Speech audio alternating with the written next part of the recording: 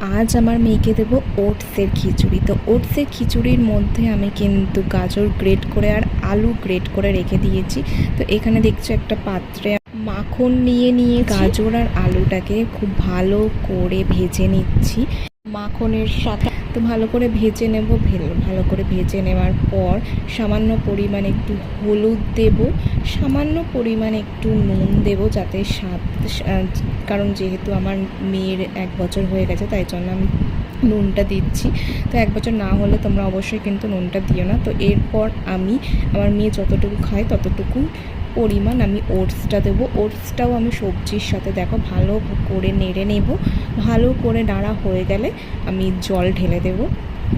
জল ঢেলে আমি খুব কম আছে ওটাকে ভালো করে ঢাকা দিয়ে ওটাকে সেদ্ধ হতে দেবো, কারণ গাজর আর আলুটা যেহেতু গ্রেট করে দিয়েছি তো ওটার সেদ্ধর হওয়ার ব্যাপার আছে।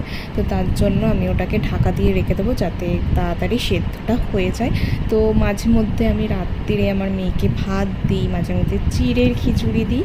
তো আজকে মনে হলো যে আমি একটু ওটসের খিচুড়ি করে দিই। দুবেলা আমি ভাত দিই না, একবেলাই ভাত দিই। তো আজকে ভাবলাম যে চলো এই রেসিপিটা তোমাদের সাথে শেয়ার করা যাক, তোমরাও ঘরে এটা ট্রাই করতে